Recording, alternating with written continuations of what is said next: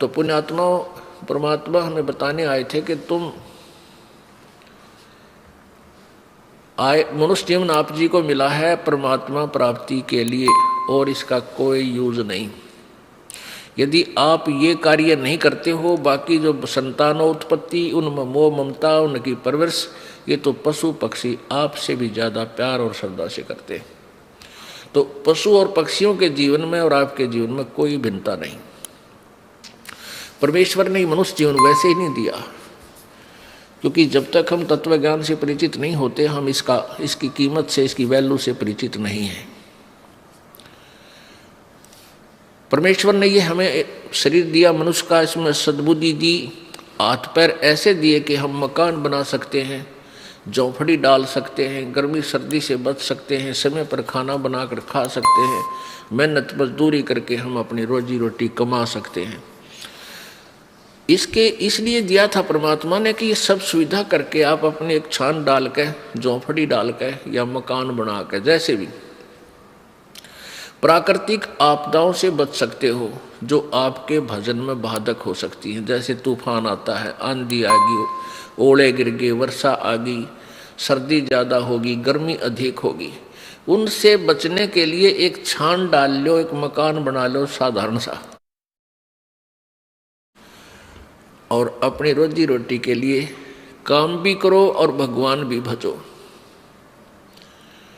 पुण्यात्माओं, काल ने इस कलयुग में सारे हथकंडे अपना लिए कि ये भगवान भक्ति ना कर सके ये मनुष्य। इतनी विज्ञान की तरक्की करवा दी,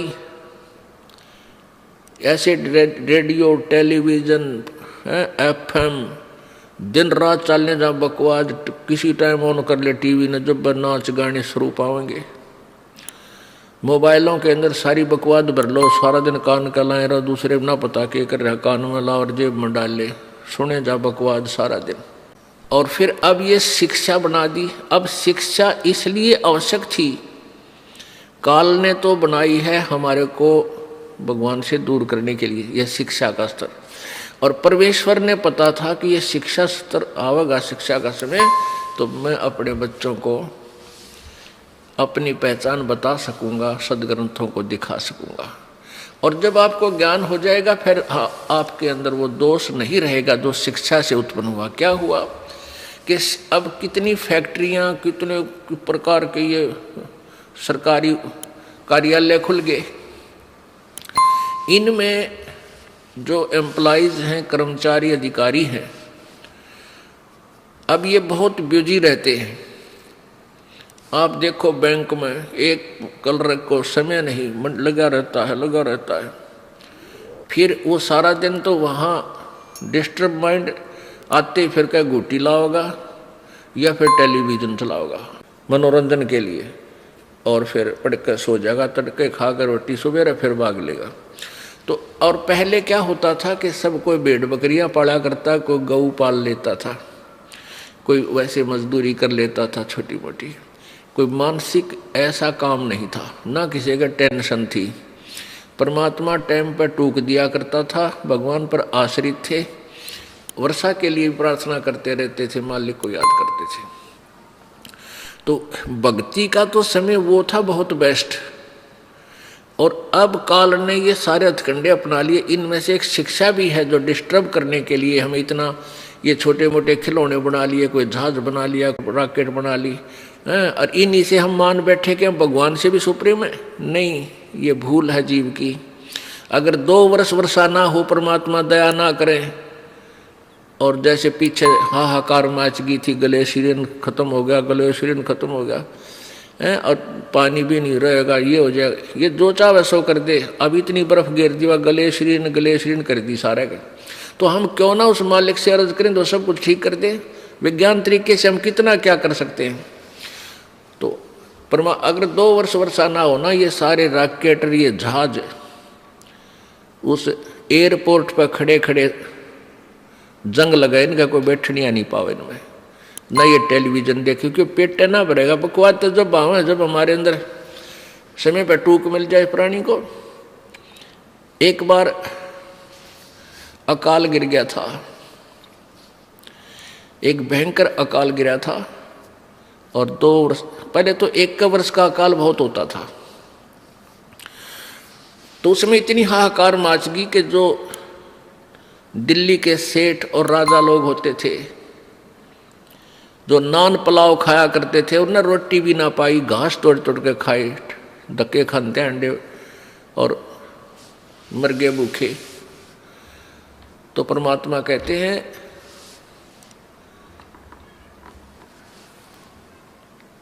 शहजादे मांगत फिरे वो दिल्ली के उमराव, जिन रोटी पाई नहीं जो खाते नान पुलाव। तो 1 वर्ष भी परमात्मा का झटका इन वैज्ञानिक या किसी भी सिरफिरे पर कतई नहीं उठेगा। इसलिए परमात्मा हमें ये याद दिलाना चाहते हैं कि मनुष्य जीवन आपको इसलिए मिला था कि आप परमात्मा की भक्ति करो और पीछा छुटा व्याह से। तो जैसे अब मानसिक काम ज़्यादा हो गया, मानसिक काम नहीं है, उनको टेंशन बनी रहती है। क्यों? पैसे वाला शराब भी पीवे, बकवाद करे, सारे उत्पन्न करेगा। तो शराब पी कर आता है घर में, उसकी पत्नी और बच्चे उससे दुखी हो जाते हैं, टेंशन का कारण बन गया। कोई भी घर खाली नहीं रहा जिसमें कोई नशा ना करते हो। या बिजली क्यों गिर गई? क्योंकि काल नहीं चाहता कि ये प्राणी भक्ति करे। मान लीजिए कोई एक घर का सदस्य उपदेश ले भी लेता है तो बाकी शेष जो है वो सारे आन उपासक, और कोई ना कोई बैल, कोई मांस खाता है, कोई अंडा खाता है, और कोई शराब पीता है, कोई तम्बाकू पीता है। और फिर आन उपासना में इतने गहरे रंगे जा चुके हैं कि उस सत साधक के साथ संघर्ष शुरू कर देते हैं, उसके नाम को भी खंडित करवाने की चेष्टा करते हैं। ये काल का जाल है। तो इसके लिए हमने सावधान होना है और पूरे विश्वास के साथ मीराबाई, ध्रुव और प्रहलाद जी की तरह हमने दृढ़ होकर इस मार्ग को अपना सफल करना है। तो प्रसंग चल रहा है कि साईं इतना दीजिए जिसमें कुटुंब समावे, हम भी भूखे ना रहे, अतिथि ना भूखा जावे। अब हमारे लिए परमात्मा ने ये उदाहरण दिया है कि इस कलयुग में, अब वर्तमान में जो माया जोड़न की दौड़ लगी है, ऐसी होड़ लगी है कि इस इंसान को माया के सिवाय पैसे के अतिरिक्त कुछ भी दिखाई नहीं देता। ना नाता दिखाई देता है, ना कोई लाज शर्म लोग की रह रही है। तो ये ऐसा क्यों हो गया? अज्ञानता से। परमात्मा कहते हैं ये काया तेरी है नहीं, माया कहाँ से हो, और चरण कमल में ध्यान रखो, इन दोनों को खो।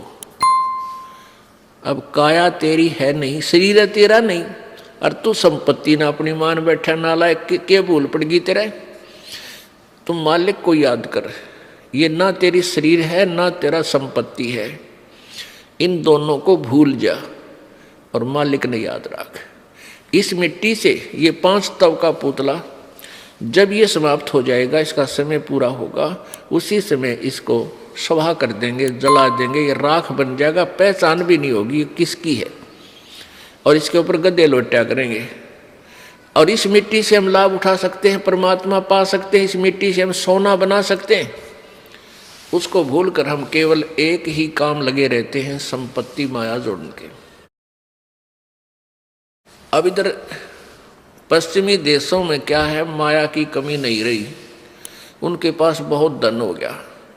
अब वो धन हो गया तो उनको धन बहुत हो गया, अब उनको शांति नहीं। शांति प्राप्त करने के लिए वो उस माया ने छोड़कर नो कहें बाहर जंगल में बैठते हैं जा करके, हफ्ता 10 दिन 15 दिन किसी तरह शांति मिल रहा है। तो पुण्यात्माओं, इस बीमारी ने कट्ठाई क्यों करे? परमात्मा पर विश्वास रखो, कैसे मदद करेगा भगवान आपकी।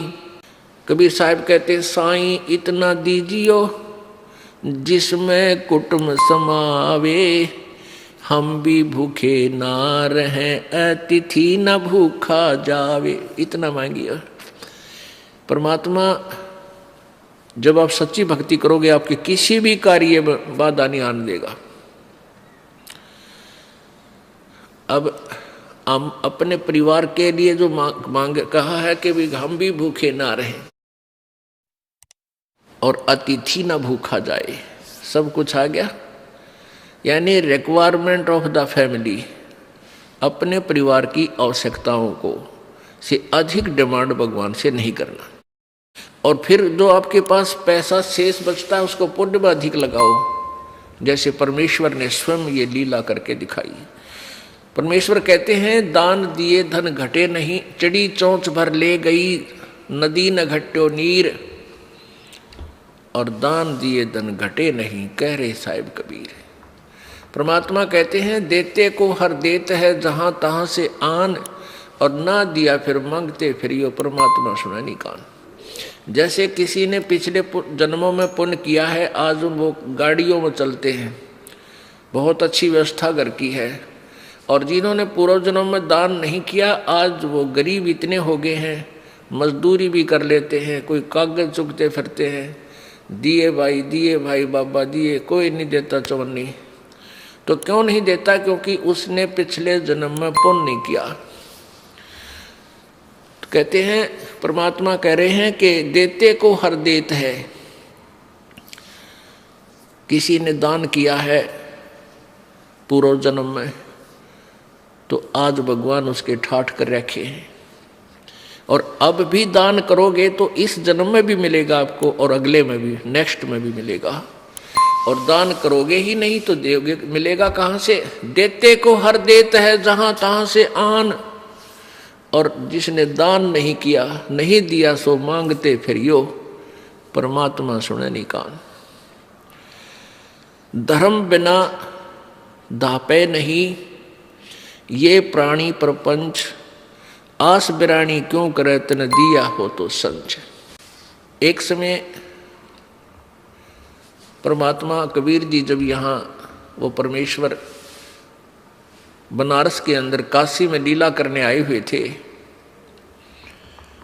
वो यही ज्ञान प्रचार किया करते थे जैसे दास आपको बता रहा, जो परमात्मा ने, परमेश्वर कबीर जी ने 600 वर्ष पहले अपने मुख्य ज्ञान में, तत्व ज्ञान में बोला था।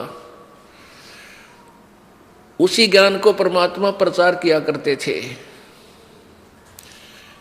और दोनों धर्मों को, हिंदू और मुसलमानों को, दोनों को कहा करते, तुम एक ही प्रभु के बच्चे हो, तुम अलग अलग नहीं हो। तुम आपस में झगड़ा करते हो, एक दूसरे को हीन सिद्ध करने की चेष्टा करते हो, ये तुम्हारा व्यवहार ठीक नहीं, क्योंकि तुम परिचित नहीं परमात्मा से।